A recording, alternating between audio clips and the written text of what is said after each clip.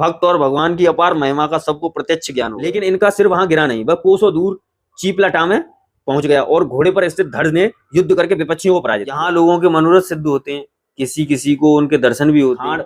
घृत, मैदा आदि की खूब वर्षा। बहन की सहायता के लिए बनेटी गांव में गए। श्री राधे श्री गोवर्धन महाराज की जय, जय माता दी। तो भक्तों, जैसा कि आपने तमाम भक्तों का वर्णन सुना, मीराबाई, भक्त प्रहलाद, ध्रुव तारा, तमाम ऐसे भक्त आपने देखे। अर्जुन प्रभु श्री कृष्ण के भक्त रहे, लक्ष्मण जो प्रभु श्री राम के भक्त रहे, भाई होते हुए भी तमाम ऐसे भक्त जिनके बारे में आप जानते हैं। लेकिन ऐसे भक्त जिनके बारे में शायद आप नहीं जानते, आपने उनके बारे में नहीं सुना, लेकिन वो भगवान में इतने लीन रहे जो एक मिसाल बने हम दुनिया में रहने वाले मनुष्यों के लिए। उनका प्रेम भगवान के प्रति इतना, समर्पण इतना रहा कि जो एक उदाहरण रहा हम सभी मनुष्यों के लिए, हम सभी सनातन प्रेमियों के लिए। सनातन धर्म का एक ऐसा काव्य जिसका आज मैं आपको अमृतपान कराऊंगा, एक ऐसे ही भक्त के चरित्र का, एक ऐसे ही भक्ति की कथा मैं आपको आज सुनाऊंगा। भक्तमाल जो काव्य है, इसके बारे में ये भी कहा जाता है कि जो जिस मनुष्य के अगर प्राण निकल रहे हो, दम निकलने ही वाला हो, बस ये लगता है कि 5 या 10 मिनट में छूटने वाले हैं, अगर उसके शरीर पर, अगर उसकी छाती पर अगर इस भक्तमाल को रख दिया जाए तो उसे मोक्ष की प्राप्ति होती है। ऐसा हमारे सनातन धर्म में माना जाता है, ऐसे हमारे भक्त कहते हैं। और ये भक्तमाल जो काव्य है, श्री नावादास जी ने लिखा। इस काव्य में भक्तों 200 से अधिक भक्तों का संक्षिप्त विवरण है, संक्षिप्त उनका जीवन का परिचय है। तो आज हम बात करेंगे उनमें से ही एक भक्त जो श्री तुवर जी हैं, जो कि भक्तों में महान कहे जाते हैं। इनके बारे में आज हम बात करेंगे। श्री तुवर जी महाराज ऐसे भक्त थे कि जिनका वर्णन अब मैं आपको सुना रहा हूं। तो यह अचरज भयो एक खांड, घृत मैदा वर्षै, रजत रुक्म की रेल सृष्टि सबही मन हर्ष। भोजन रास विलास कृष्ण कीरत कीनो, भक्तन को बहुमान दान सब ही को दीनो। कीरत कीन भीम सुत भूप मनोरथ आन के, बसन बड़े कुंती वधु त्यों तुवर भगवान के। तो इन्हें तुवर भगवान भी कहा जाता है। तो जैसा कि मैंने आपको बताया, अब मैं आपको हिंदी में अनुवाद करके बताऊंगा इनकी क्या महिमा है, कैसे भगवान की भक्ति में लीन रहे। तो भक्तवर श्री भगवान दास जी तुवर के महोत्सव में सभी वस्तुएं इस प्रकार बढ़ी जैसे दुशासन द्वारा खींचे जाने पर श्री द्रौपदी जी के वस्त्र बढ़े थे। इसमें यह कहना है कि जैसे श्री तुवर जी के महोत्सव में सारी चीजें ऐसे बढ़ रही थी जैसे द्रौपदी का चीर बढ़ रहा था। जब दुशासन चीर हरण कर रहा था तो प्रभु श्री कृष्ण की महिमा इतनी, क्योंकि द्रौपदी भगवान प्रभु श्री कृष्ण की भक्त थी, तो उसने भक्ति में भगवान को ऐसे याद किया, भगवान स्वयं आए, उसका चीर बढ़ाया, उसको लज्जित नहीं होने दिया।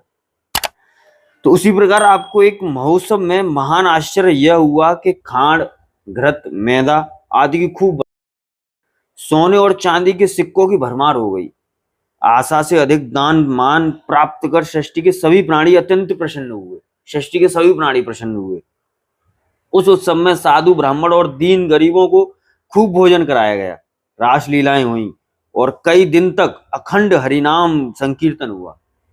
भक्तों का विशेष सम्मान हुआ और सभी लोगों को दान मान से संतुष्ट किया गया।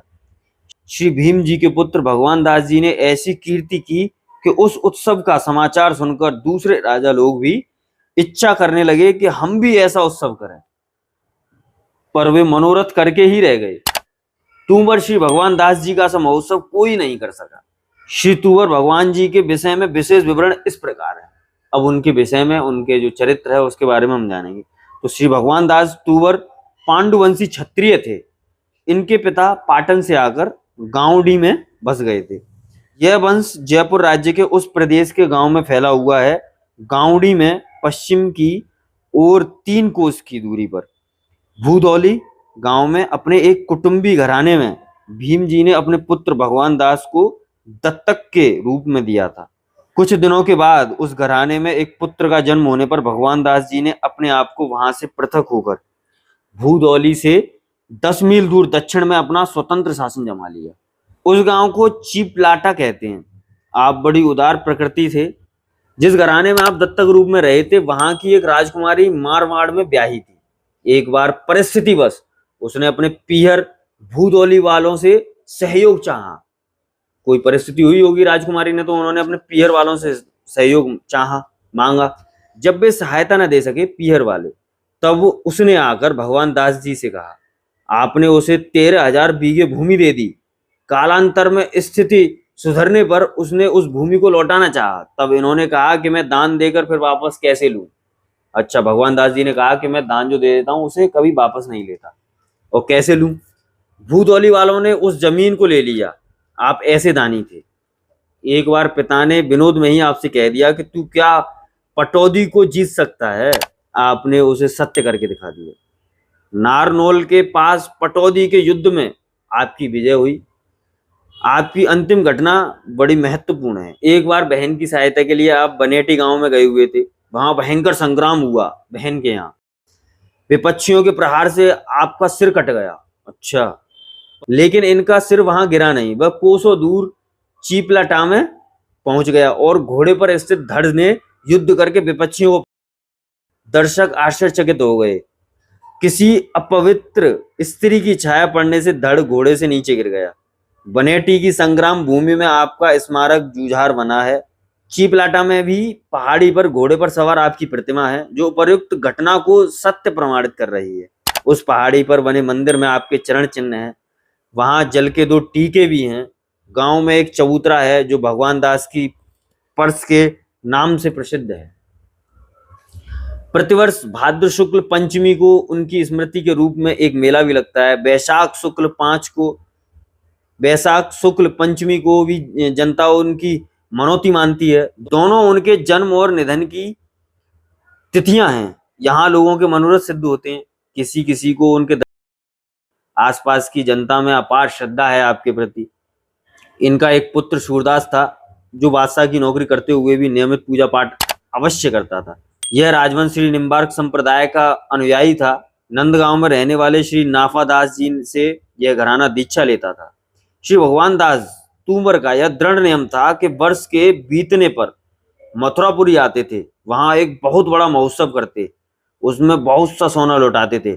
इस महोत्सव में वे पहले साधु संतों को भोजन कराते, उन्हें वस्त्र पहनाते।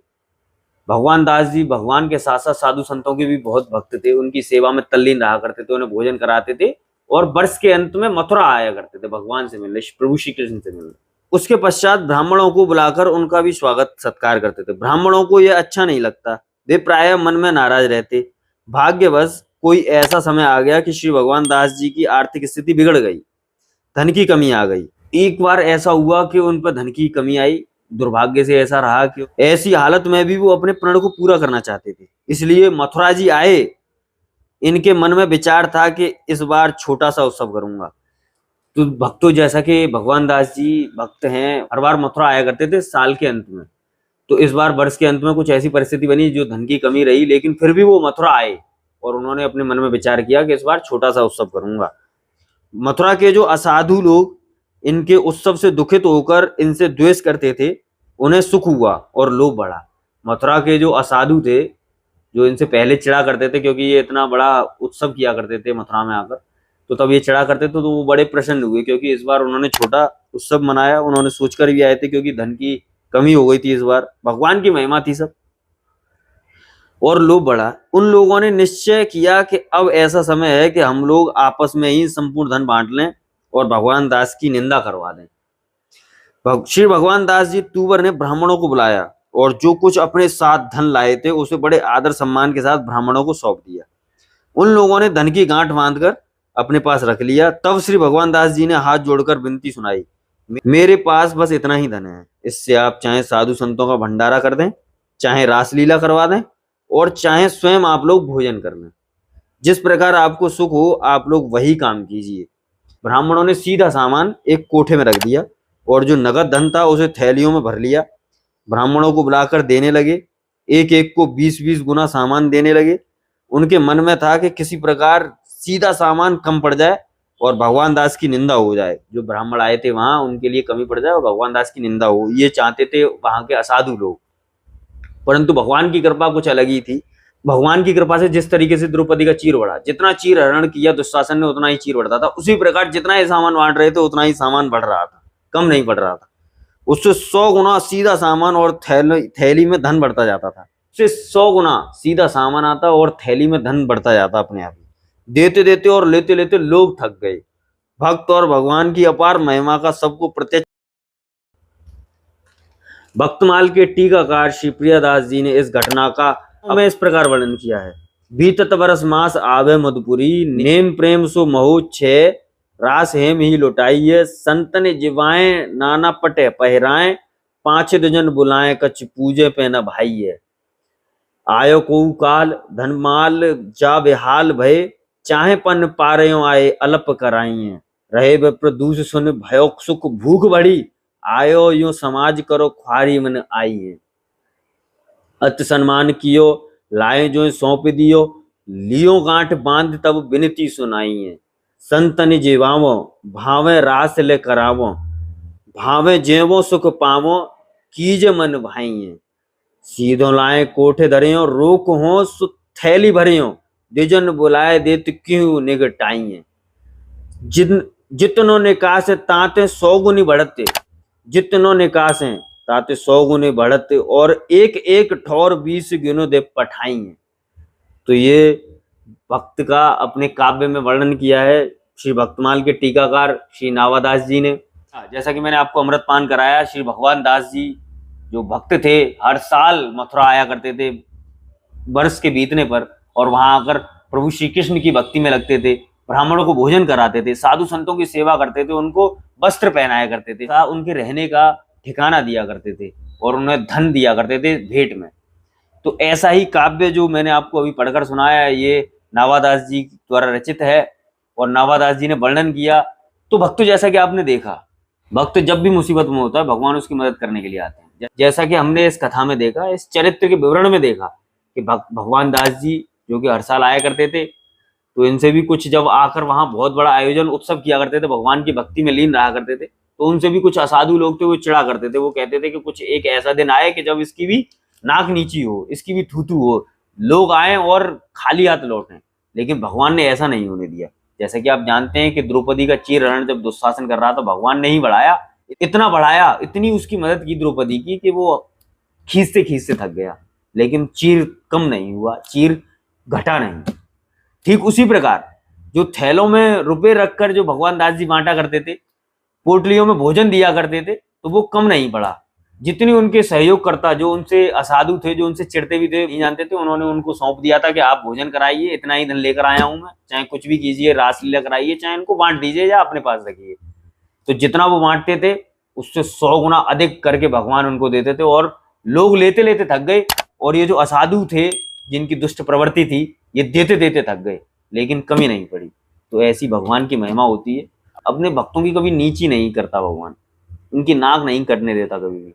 तो ऐसे ही मेरे साथ बने रहें, और ऐसे ही तमाम भक्त जो इस दुनिया में हुए, जिन्होंने एक इतिहास रचा, और हम मनुष्यों के लिए एक ऐसा उदाहरण पेश करके गए कि भगवान के सिवा हमारा और कोई नहीं हो सकता, और हमारी जन्मदात्री जो हमें जन्म देती है, उस माँ के अलावा और कोई नहीं हो सकता, क्योंकि सबसे बड़ी वही है। अगर आप कोई भक्ति भी करते हैं, अगर आप कोई पूजा भी करते हैं, तो सबसे पहले अपनी माँ का नाम लें, फिर उसके बाद अपनी पूजा पाठ की शुरुआत करें, अपने अच्छे कर्मों की शुरुआत करें, तो देखें बहुत ही आपको उन्नति मिलेगी। जय श्री राधे, श्री गोवर्धन महाराज की जय। और भक्तमाल जो हमारा काव्य है उसकी सदा ही जय हो।